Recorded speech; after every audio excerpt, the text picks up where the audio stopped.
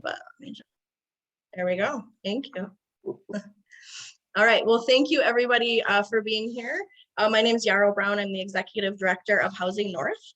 Today, we're talking to you about our Housing Ready program and are just going to go over a little bit about the background, what it means to be a Housing Ready community, what the program is about, and what our Housing Ready program directors do to bring to our community.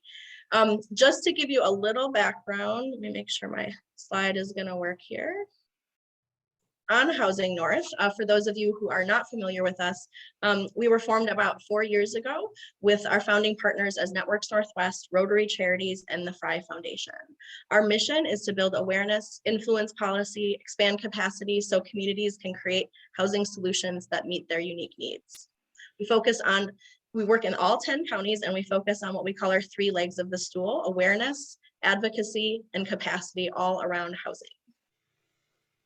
To kind of put this in context, and most of you have already probably seen this slide, but in 2019, we partnered with Networks Northwest to have a target market analysis done for all 10 counties. And that showed that we need at least over 15,000 additional units in our 10 county region through 2025. And this chart kind of shows the breakdown of each of those numbers in each of the communities, where green is home ownership and purple is rental. You can see that the bulk of the need is in Grand Traverse County, but we have a need across all of our counties and across the income spectrum. In general, we need homes.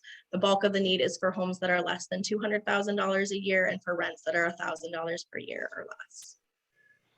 We do have all of these available on our website, so feel free to download them and dive into them deeper.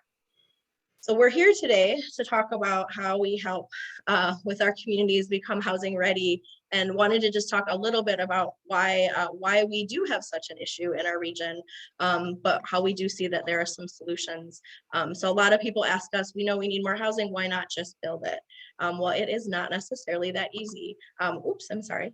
Didn't mean to do that. With all the barriers that we have in our region, including construction costs, infrastructure, labor shortage, availability of land, we do feel like there's a lot of solutions to help with those barriers. And that's what we're here to talk to you about. And I'm gonna let Steve go into this a little bit deeper in his presentation. So what is a housing ready community and what is this housing ready program? Over the last year, we launched a public awareness campaign to bring the communications toolkit and housing ready checklist into each of our communities, and asked for units of government to help endorse this campaign and support it in order to encourage our communities to become housing ready. There's a lot of ways you can become housing ready, and we'll go into that in more detail, but the first step is to fill out this checklist and kind of see where you are and what some of the needs are in your community to help bring more housing opportunities. We do this work through a housing task force or a housing action committee that really helps us identify and understand the goals in that community. And it's helpful to have one of those per county, and many of our counties do have these housing task force. And through this program, we've developed a strategy to have a housing ready program coordinator or director placed on the ground in the community for at least 3 years to help address the goals of the community and help that community become housing ready. See if I can get my slides to work a little better here. So the Housing Ready program was launched with Steve Schnell, who was our first employee of Housing North in March. And he is our Charlevoix Housing Ready program director.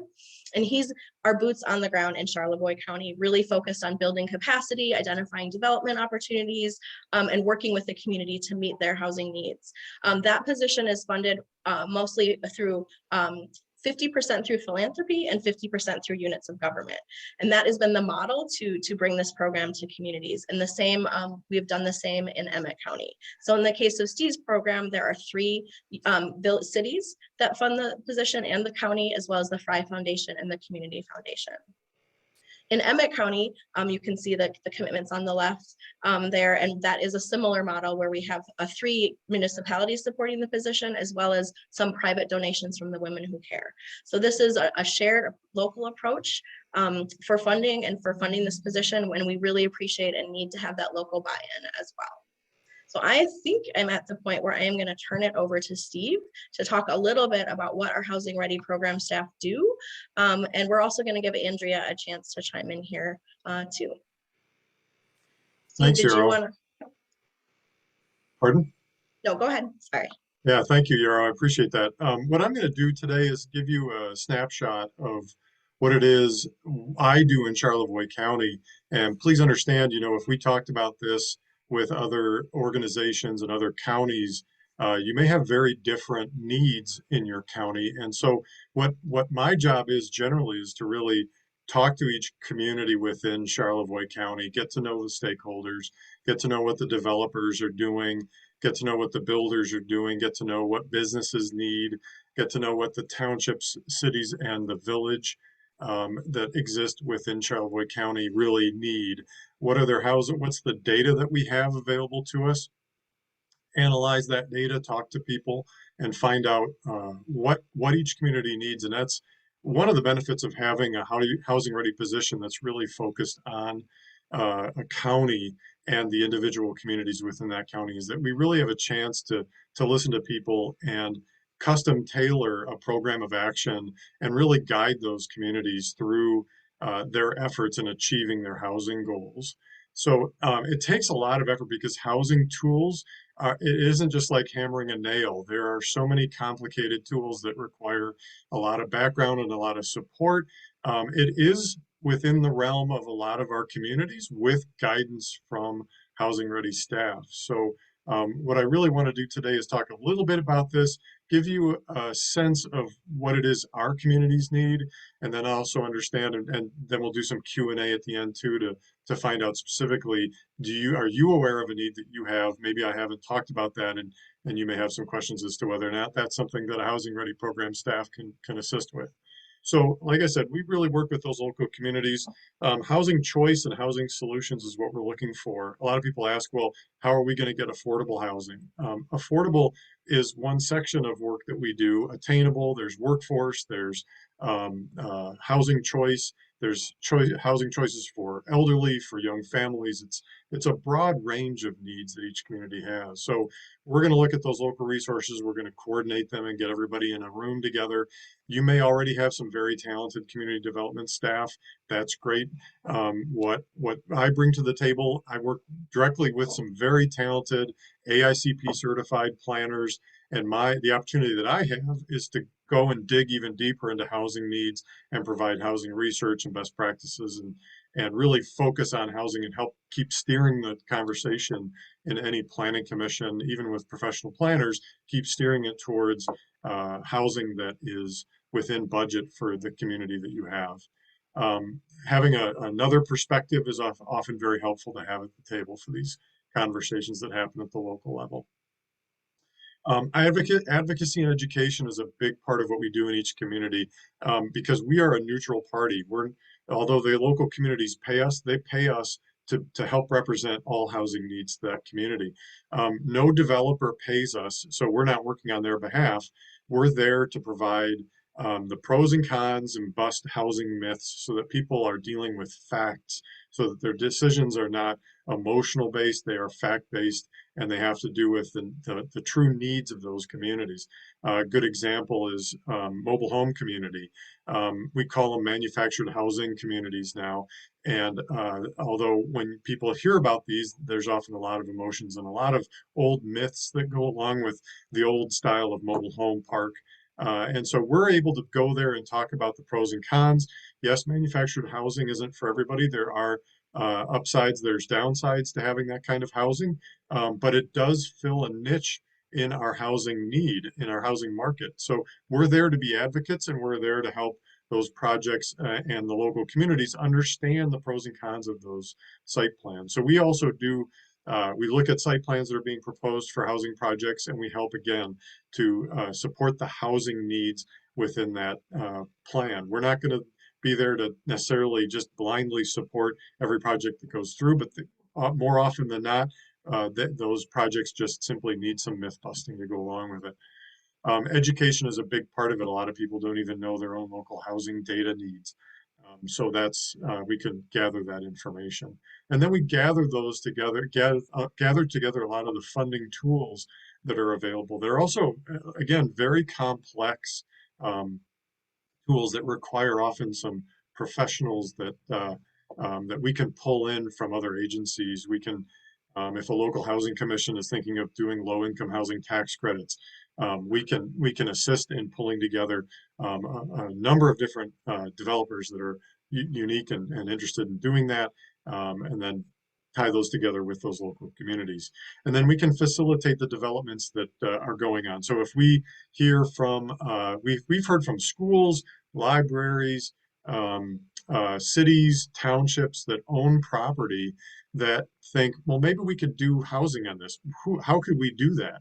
Well, that's a beautiful marriage that we can make between a public landowner and a private developer, or even a nonprofit developer, where land cost is huge. And if a city, school, a library owns some property and they're willing to disperse with that property with a community goal, perhaps at a free or low cost, we can help connect them, make sure that they're accomplishing the goals that they have to protect their taxpayer and dollar investment in that, and also connect them with a developer that can meet the housing needs of that community. We've got quite a few projects like that going on right now that we're helping to advocate and facilitate for. So that's really important. Can you go to the next slide, Yarrow?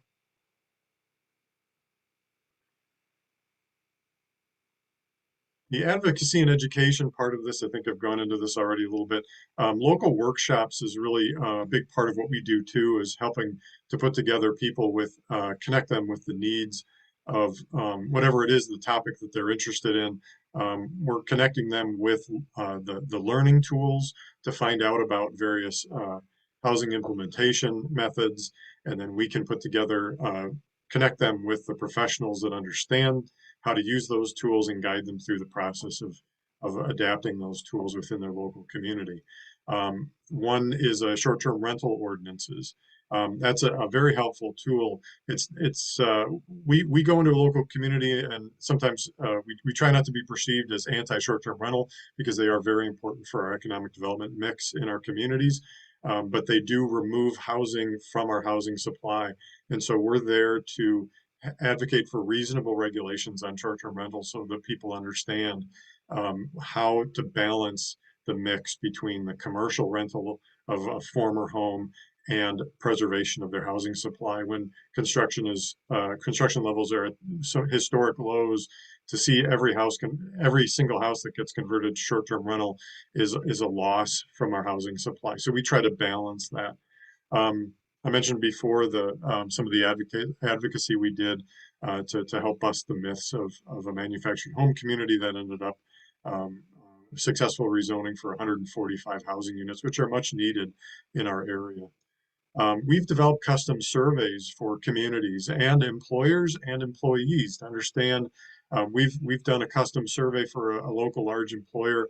They've taken that back and given it to their employees so that they understand what their employees are needing, to see, is there a way that they feel like they need to get involved. We're finding from quite a few employers that they're losing employees to other areas because they may try to recruit somebody to the area and they can't find housing, and so they end up not being able to take the job. So we talk to a lot of civic organizations to try to tap into people that are having those kind of issues with housing challenges and try to connect them with housing solutions. The more the general public understands the details behind the housing crisis, I think everybody understands there's a housing crisis, but knowing the details and how that really impacts them and how everybody really has a role to play in creating solutions has been really effective. Okay, Yarl, could you go to the next slide? So some of those projects, tax increment financing, which is land bank and TIF workforce housing program, that first one. Tax increment financing is a very detailed, very technical tool. Some of you have probably heard about it. Maybe you've sat in on a webinar. We've been working for a couple of years now and developing our first land bank TIF project, and we're seeing some real good results. And we feel very confident that in this year, we'll be able to build the first 3 houses using our county land bank authority and the tax increment financing that's available to that authority, along with the brownfield authority, to help offset the cost of building 3 new homes, being sold at a cost less than what it costs to build them, for people making about 120% of the area median income, meaning families making up to about 50 some thousand, about $56,000 and less. So that's a market niche that isn't being met by the market right now, and these will be crucial housing units for our area. It's a good example of what Housing Ready does, I think, and I like to highlight this one just because although we feel very good about success, it's not assured yet because it is a really new tool. It's never been used in Charlevoix County. It's probably only been used a half dozen times around the state. And it takes a lot of time to get everybody comfortable with this very technical tool that involves foregoing future tax revenue. It involves the city, it involves the county commissioners, the land bank authority, the brownfield authority, the county treasurer. There's a lot of moving parts to these projects. So um, we're doing new programs and it takes a lot of time to be innovative like this, but it's absolutely essential to what we need to be doing to create these housing opportunities. So, and it starts at the very basic level. The next one here, master plan and zoning amendments. It means getting in where the townships are redoing a master plan and suggesting new ways to think about housing. In the past, not every master plan has had much, but just basic data on housing to really go in and start thinking about, okay, what exactly should we be doing to make more housing happen in our community? We can't just let everybody else handle it. We need to be part of this process and coming up with some suggestions for them to think about, even some draft language that helps them formulate a thought and some goals and objectives around housing, which may be new to them. So been successful in that, doing that in a few townships in our community, and more are on the way as they redo their master plan. Zoning amendments, coming up with model zoning language that are housing friendly and housing ready. That's absolutely critical, and that's been a huge help as we reduce barriers and smooth out processes. So it's a quicker way to get through more housing choices in our communities. Zoning is one of the biggest barriers that we've heard cited from local developers and regional and larger developers too. So um, getting people to think proactively instead of reactionary is a much better way to do housing. And it takes a lot of time and a lot of hand-holding to do that. So we do that in conjunction with advocacy teams within our local communities, which I think is an essential pairing of a housing ready position along with a housing advocacy team or teams within the community.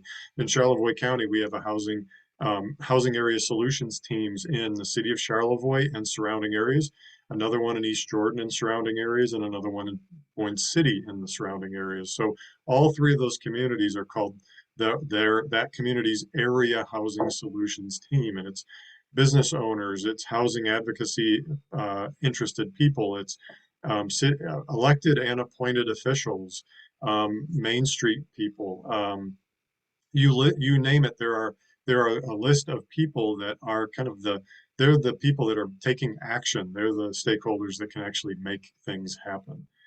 Pursuing low-income housing tax credits, that's a very complicated one.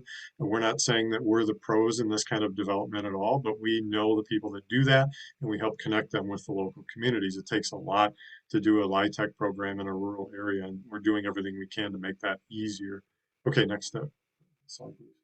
One of the programs that I'm working on here, and we're going to roll it out soon when the architect is done with these drawings. This is a draft drawing right now of one of the two designs.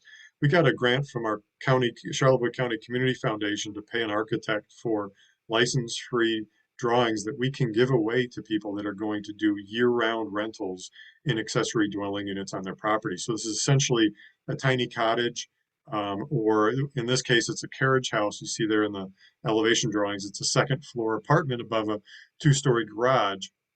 So if somebody's building a two-car garage for their main house, this particular design will be to the two-car garages available for people living in the main house. And then there's a separate entrance for the second floor apartment, meaning these people can have either a friend or family or caretaker living in that apartment, or they can rent it out for additional income to help pay their mortgage and add value and investment to their house. The definite benefit for us is that's another housing unit that costs very little compared to building a single family home. On the right, you see the zoning maps that we're working on. These will be available online, and people will be able to see in the green zones in every community in our county where accessory dwelling units are allowed. We'll have that zoning ordinance language handy. I'll be able to file zoning permits on behalf of these people with their approvals. And then we'll be able to actually guide them also with guidance documents on how to be an effective landlord, do it within the law to protect your investment, to protect your the people that you're renting to, and then also connect you with the local bank to help finance that. So this is a program we're very excited about, and that's one of the things that we can be innovative about. We're hoping we can share a lot of this with other communities in the region soon too when it's done. Okay, next slide. Funding is a big part of this. Obviously, this doesn't happen without money. We don't necessarily bring money to the table at all, but we do connect people with housing solutions funds. Andrea can speak a little bit about her Emmett County Solutions Fund in just a second. Charlevoix County has a housing solutions fund also that helps people that want to do housing development basically overcome initial barriers to doing that housing development. It might be a survey boundary issue. They can apply to this fund if they're going to be doing workforce or income qualified housing. We can find them some money to hire a surveyor to overcome that barrier. So we're working with trying to promote opportunity zones. The city of East Jordan and some of the surrounding areas are in an opportunity zone. I mentioned Land Bank's Brownfield, and then neighborhood enterprise zone is available in the city of Charlevoix. And so we're trying to see if there's a good fit there with the local community. And then, like I mentioned before, educating others on those funding tools. Next slide, please. Thanks, Steve. Before we move on to the next slide, I just Yeah. wanted to see, Andrea, did you want to share anything about Emmett County? I should have given you a chance in the beginning, but is there anything you wanted to add about? Well, coming into Emmett County, I was in a unique position because I did have a pretty elaborate community of interested individuals that were already starting that housing conversation. On top of the work that Housing North was doing, we have the Little Traverse Bay Housing Partnership, which is a bunch of interested individuals and citizens that volunteer and also sit on their township boards. There's the Harbor Inc. Foundation, the Petoskey and Harbor Springs Area Community Foundation, which was already in the process of starting their housing fund through that nonprofit. So that's a little bit of a different setup. So a lot of these steps had already been sort of taken in my community, and also to have the support of some of the local units of government. Hopefully that will continue on throughout the county. But I was able to step into a pretty well-established network, which is quite nice.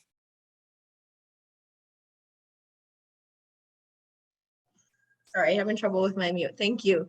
I think the last slide we have to, is really just talking about sort of steps for a housing ready position in your community.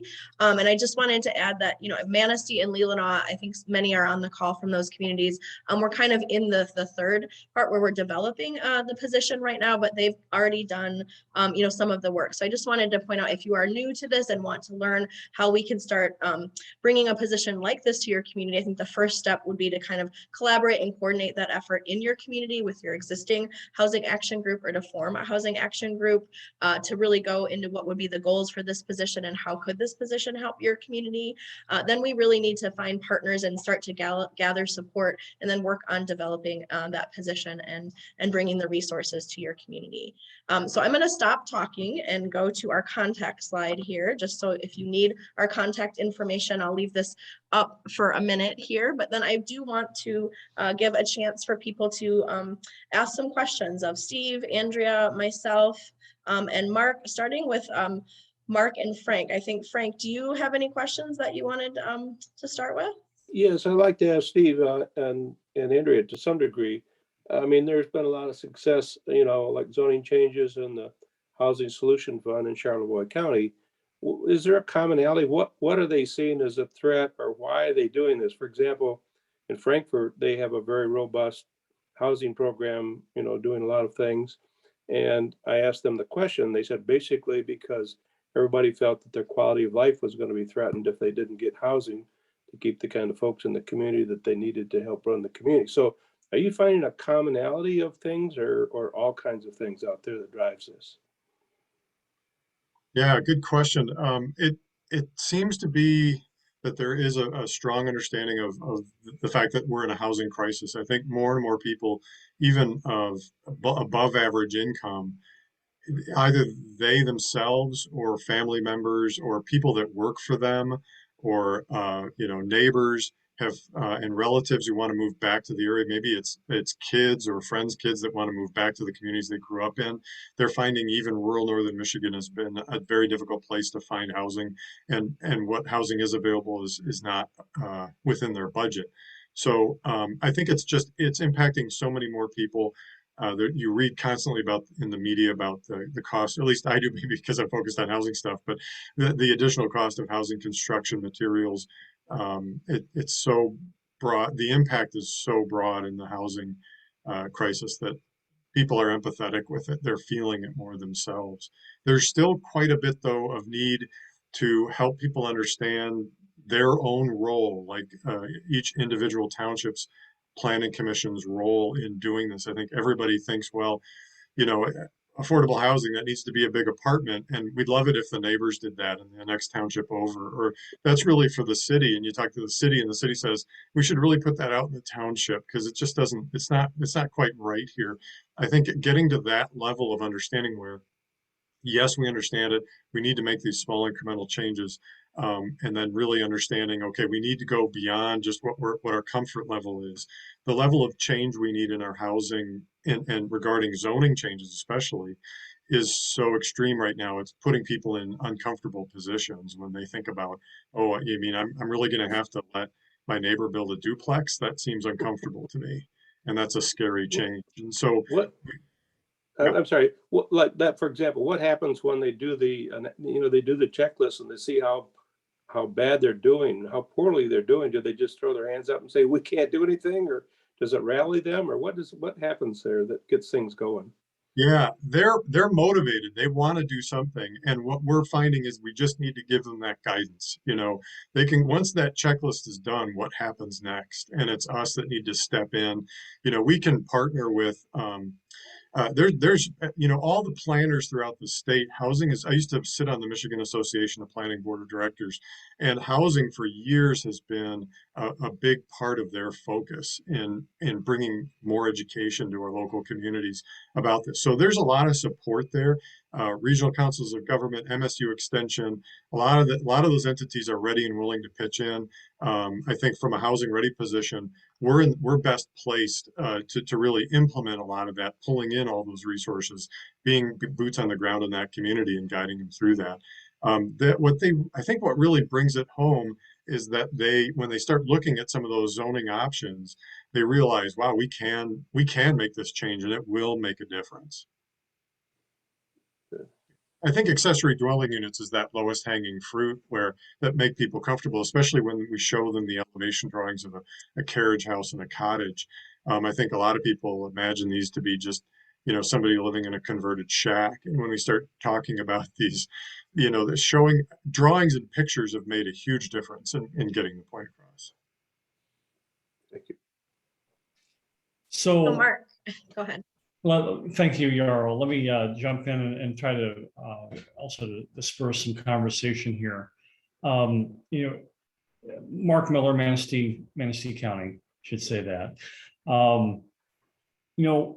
Our challenges in Northwest Michigan come back to a couple barriers or lack of issues. It comes down to lack of capacity and lack of resources. And so, we mentioned education and working through some of those issues to help educate decision makers and educate members of the public.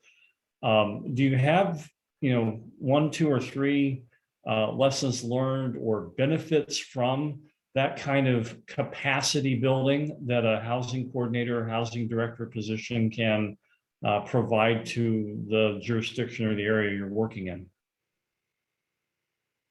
Yeah, good question.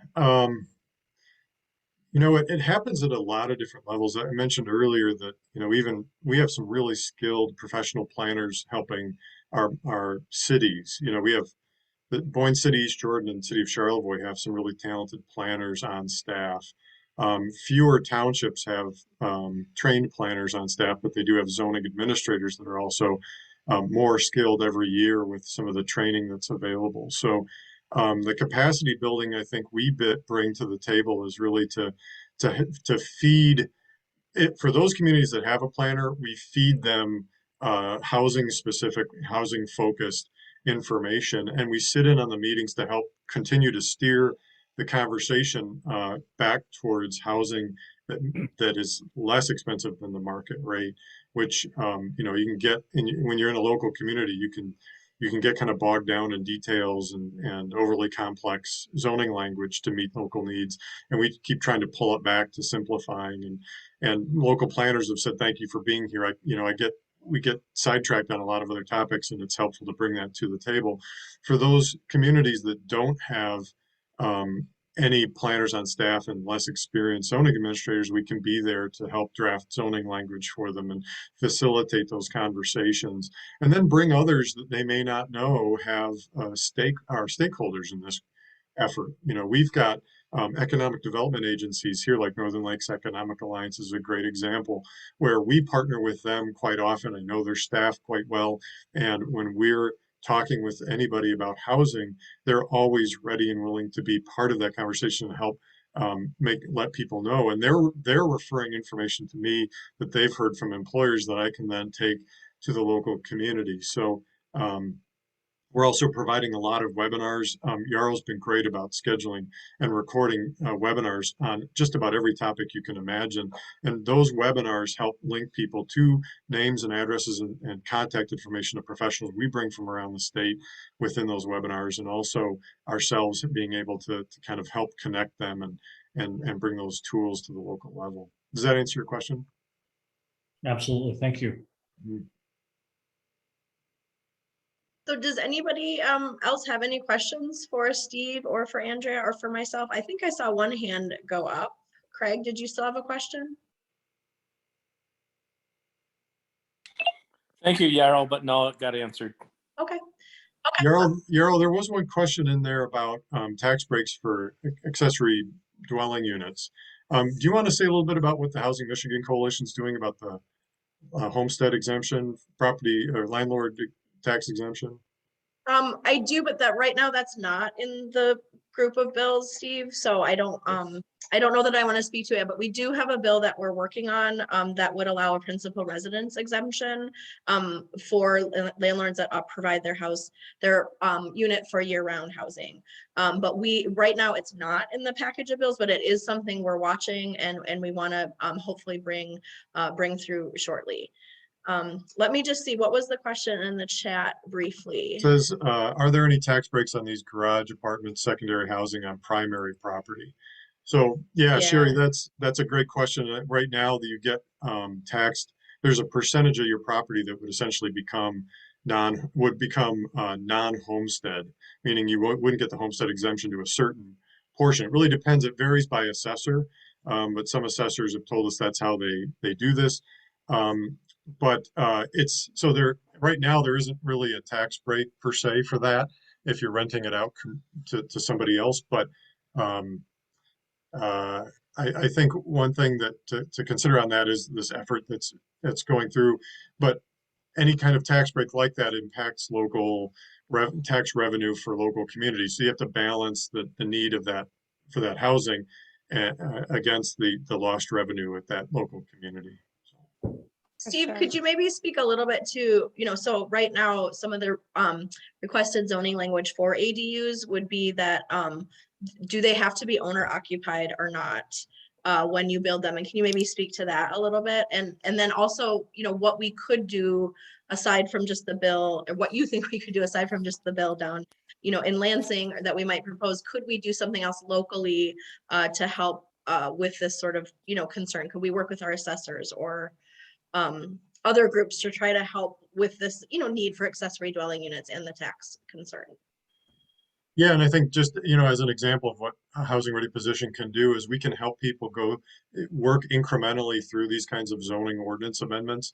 A lot of times, like I mentioned before, a lot of communities, the zoning ordinance amendments that really need to be done are kind of scary if you take all of them in at once. And so being able to incrementally step people through this, and the evolution that I've seen in communities is that, it's quite a win to get a community. And it's like I said, it is also a low-hanging fruit. Communities are really willing to look at allowing accessory dwelling units on properties. That's a win. Some communities are going to want to have an owner occupied requirement on that zoning ordinance language, meaning the person that you either have to live in the ADU who owns the property, or you have to live in the main house. What we're really hoping people can do is not have that requirement in their zoning language, so that you can rent out the main house and you can rent out the accessory dwelling unit. City of Charlevoix right now is working through, and they've, although it's yet to be official, their planning commission was basically all unanimous. And yes, we should remove now. They've had accessory dwelling unit language for a while. The city of Charlevoix now realizes we don't really need that in there anymore, because a long-term renter is going to have, the need to keep things quiet. It's not, keep the property up, and the owner would be part of that too, hopefully living nearby or that kind of thing. But they're finding that owner occupied requirement, although it made them feel comfortable with it initially, it's not needed anymore. So.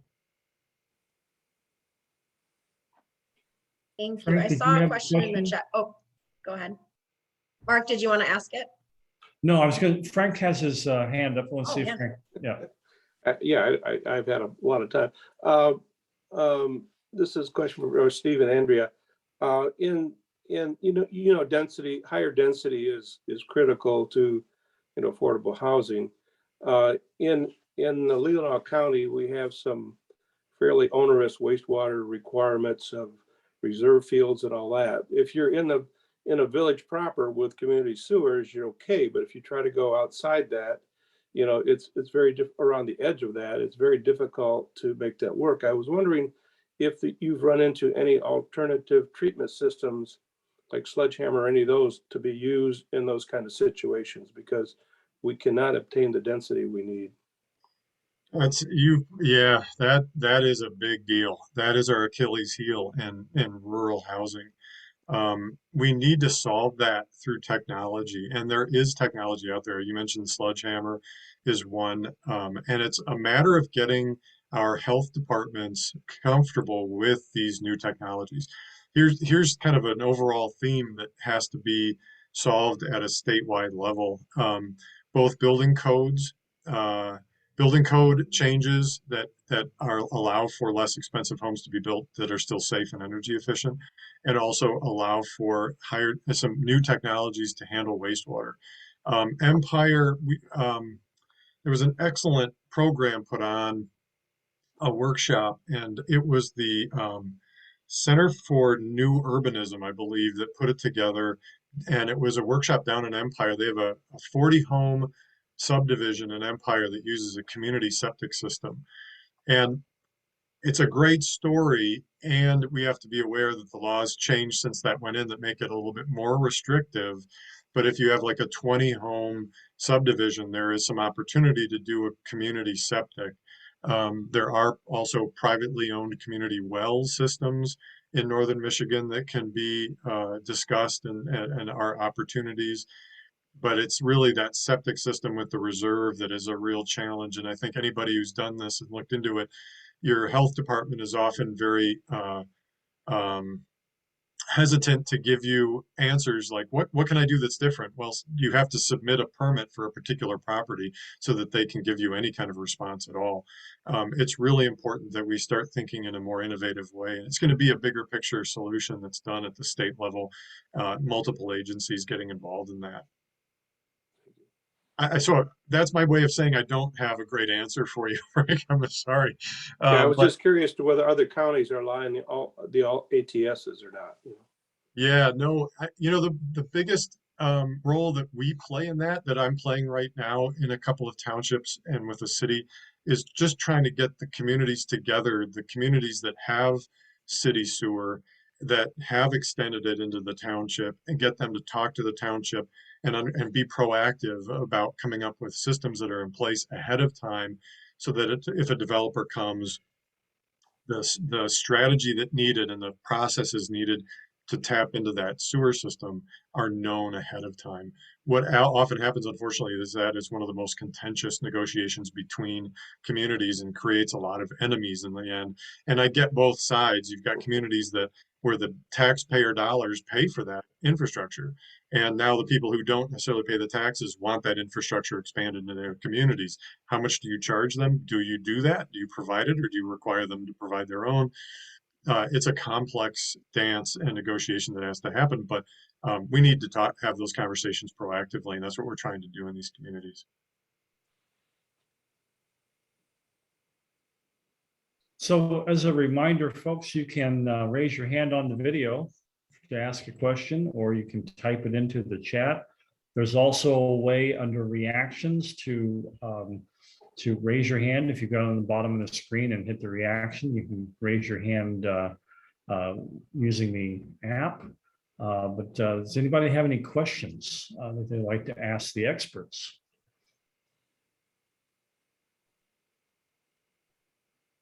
Okay, then I'll take the floor. I have a question that I typed into the chat. And Steve, this is going to be really for you. But how did you start the Charlevoix Opportunity Fund? That's using the Opportunity Zone tax shelter. And how did you start that? And how did you attract the capital to match the needs or match a housing project? Well, our pre-development, the Charlevoix Housing Solutions Fund is actually funding that came from some private donors. So in our case, it's established and sits within the Charlevoix County Community Foundation group of funds, and it's overseen by their board of directors. What we've established is that we have an advisory council, a group of people chosen from the 3 main communities, and then a couple of other at-large members that provide guidance. They're the ones to recommend whether a project should or should not be approved within that fund. And then the Charlevoix County Community Foundation Board of Directors would be, in the end, the group that says yes to that. So we are still working regarding the Opportunity Zone.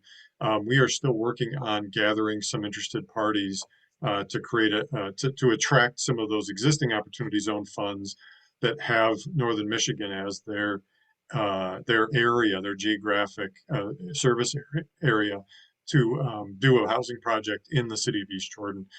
We have some properties lined up through their Redevelopment Ready Communities program, which is a great way to find priority sites in a community and then try to link those with a developer. So we're working with a couple of developers who are interested in doing projects in this area, and then trying to connect them, see if there's an opportunity fund out there that would meet their needs and everybody would want to invest in that. So Steve, just for those of us who might not know what an opportunity zone is, can you maybe describe that? Yeah, that's. I wish I knew how they were chosen. They were chosen at the federal level, and it doesn't make a lot of sense to me. But they're out there. We don't have influence right now in changing what that is. I've heard rumor that they might be expanding some of those opportunity zones somewhat, but I've not seen that actually happen. In your own communities, you can go to the state of Michigan, and if you search for opportunity zone map, you'll find out in your own communities which ones have already been chosen. And then within those areas, you're essentially any kind of development within certain parameters, but it's a broad ranging amount of development. Housing is included. There are people seeking tax shelter for their investment income. And so you can they can create an opportunity fund, and that can be an investment tool to create some housing investment opportunities in your community. But again, it has to happen within that opportunity zone. I think in Emmett, it's the northern 5th of Emmett County, I think. And in our area, it's just a little area surrounding not all, but most of East Jordan and some of the surrounding township. Thank you. Mark, is there an opportunity zone in Manistee? There is, and we're fortunate that the powers that be chose much of our downtown. So that's a great way to kind of promote the tax shelter potential. But it also does, because it's based on the census tract, then snake up the lake and mostly residential areas. So that, it's there could be some refinement to those, and downtowns and corridors.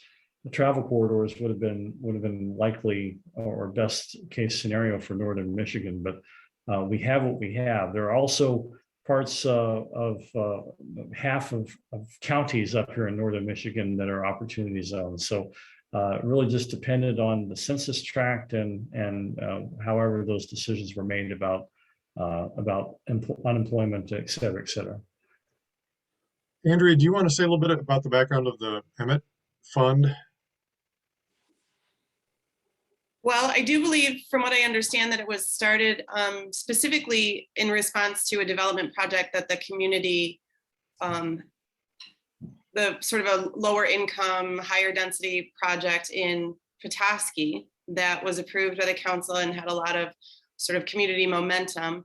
But when they applied for their LIHTC grant, they weren't able to get it. So at that point, the community foundation had to do a little bit of creativity as far as saying, okay, what needs to happen in order for us to keep moving forward with this project, even if it doesn't look exactly like we thought originally, because we still need, and it's still a great design, and we still have a willing developer. So at that point, they sort of launched a funding campaign and created that so that they could purchase the land itself.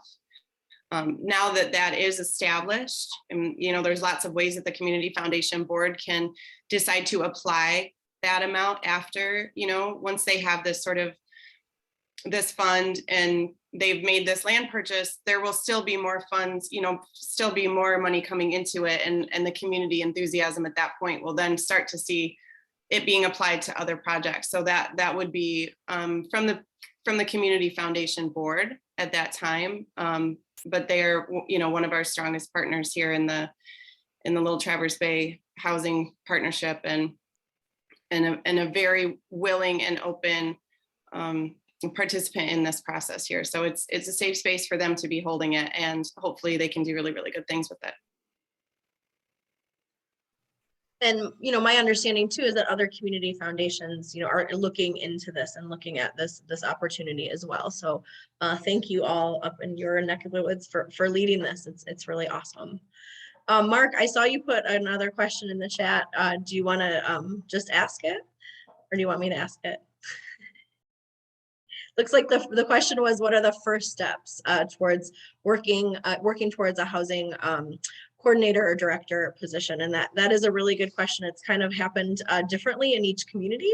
But I would say the first step would be, does your community want it? Do you have a group or organization that is really asking about this? And if so, call us and let us know. But I think the first step is really having a local group or interest that is talking about or guiding your housing goals, so that we have a place to start from. In Manistee, we did that, I guess, a little differently, but we do have a housing action team now that is formed and is helping to guide that work. But I will say, you do not need the housing, just to be clear, the Housing Ready Program Director or Coordinator does not work for that, housing action group. They are an employee of Housing North, and there's lots of things those housing action groups or teams can do as well to help support the position. So for example, in Andrea's position, there is a work plan that they have, and there's only a few of those that fall to Andrea. Well, not a few, many do fall to her, but a lot of them are in partnership with the other members of the Housing Action Group. So Andrea, I don't know if you want to speak to that a little bit, but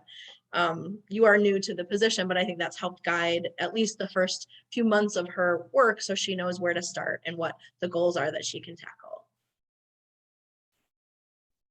So that is really the first step. I think there being a willingness and an opportunity, and then we would start to structure out like a time frame and how we would work together to fund the position. Looking at a position description, we have a lot of the materials already, but we would adapt them and work on them in your community and see if it makes sense. For a full-time position, mostly that's what we feel we need, but there could be opportunities for shared positions between counties as well, if that was an interest. Is there anything you wanted to add to that, Steve or Andrea?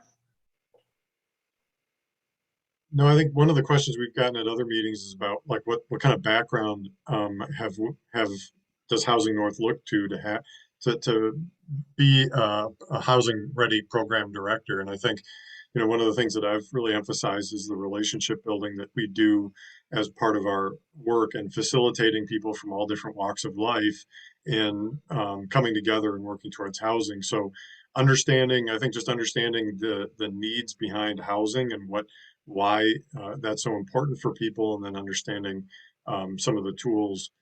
So it's really, there's not a whole lot of administrator type work, like as far as paper shuffling and that kind of thing. It's more relationship building and networking and facilitating of people. So I have a planning background and that's helpful, but I don't think that it's necessarily critical for somebody to have that ahead of time. I think it's important to learn eventually, but I think it's that understanding of the need for housing, understanding of the players involved and how to bring them to the table and really communicate the importance of having housing and everybody doing their part for that. I don't know, Andrea, do you want to share a little bit about that?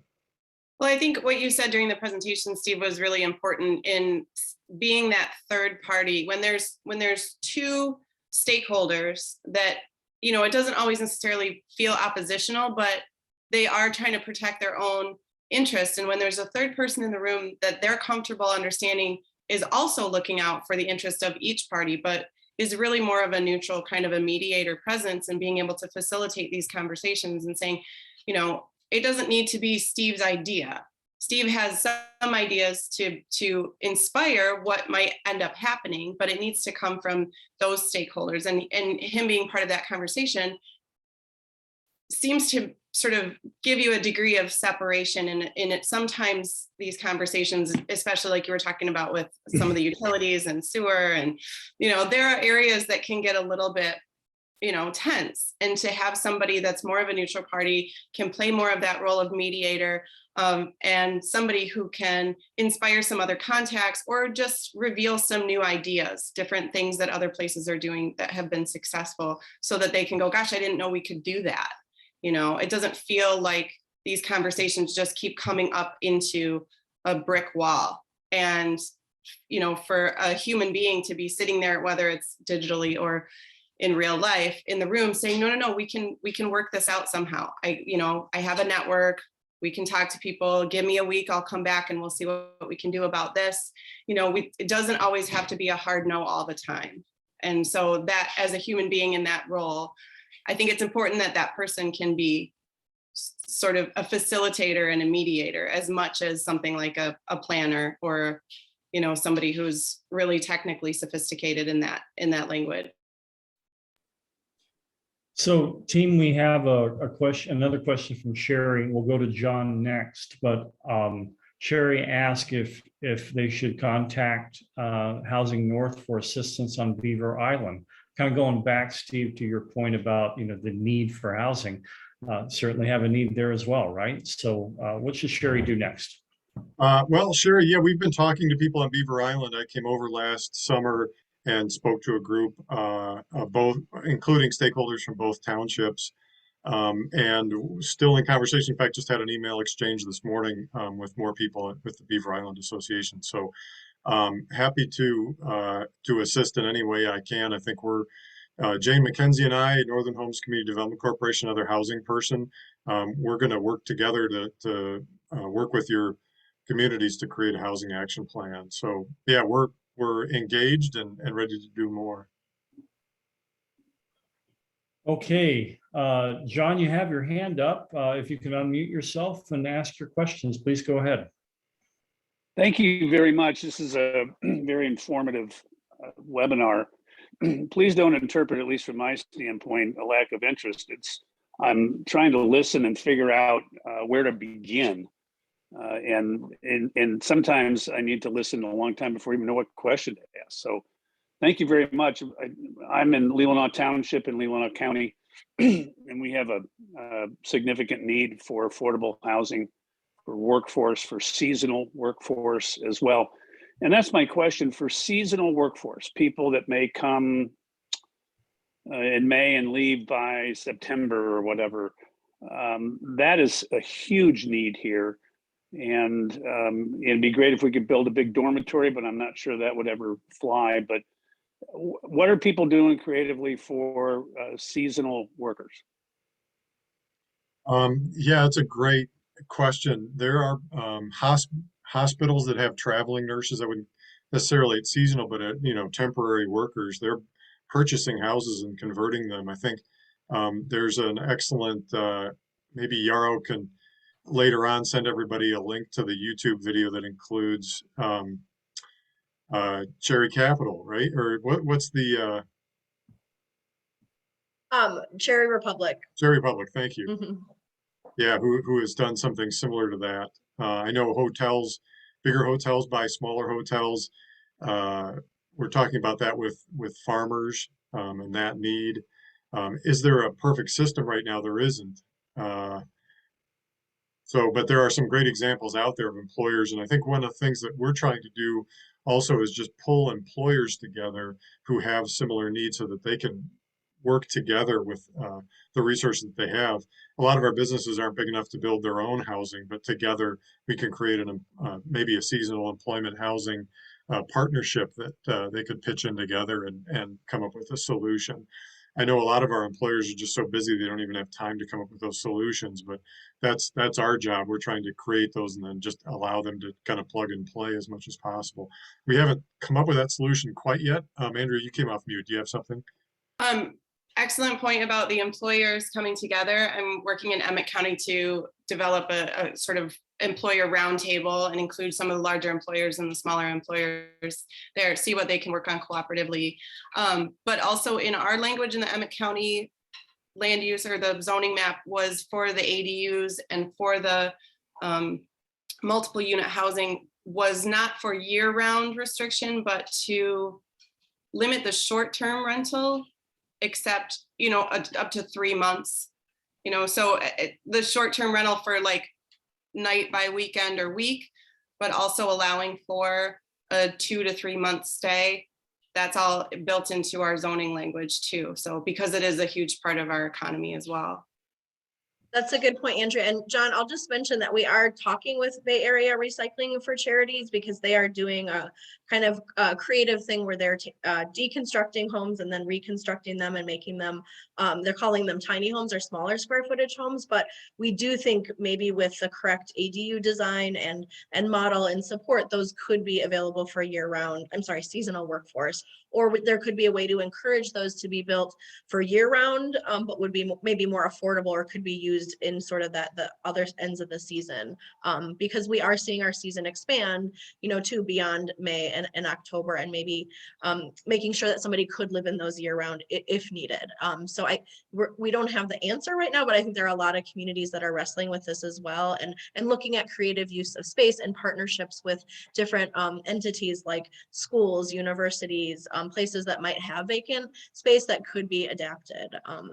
In Leelanau Township, I can't think of anything specifically, but we could look at creative ways to do that as well. Yeah, one project that was submitted somewhat recently, people are thinking about doing like RV park models, basically establishing a campground and allowing for what are temporary housing units at a much lower cost per unit.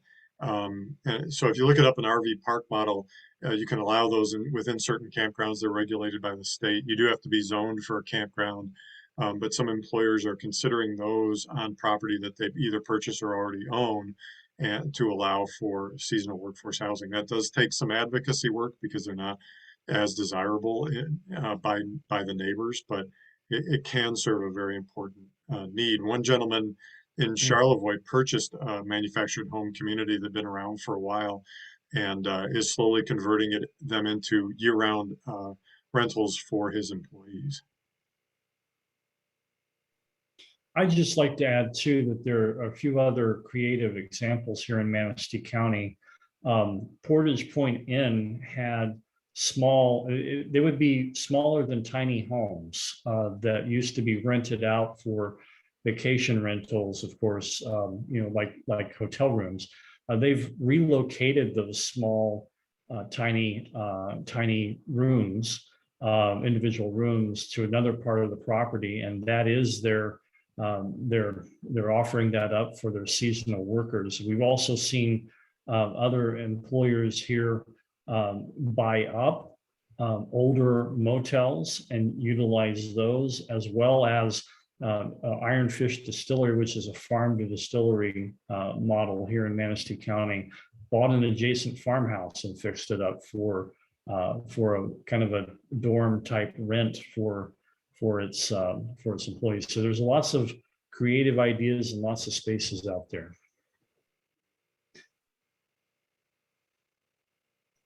Well, we are at the hour, and I know Andrea has to go to her housing partnership meeting. So I just wanted to thank Mark and Frank for joining us, Steve and Andrea and all of you. Emails are on the website. If you have any questions or want to know more, please do contact any of us. We are available. I will also send out a copy of this recording to those who signed up. So thank you, everyone. Thank you. Thank you.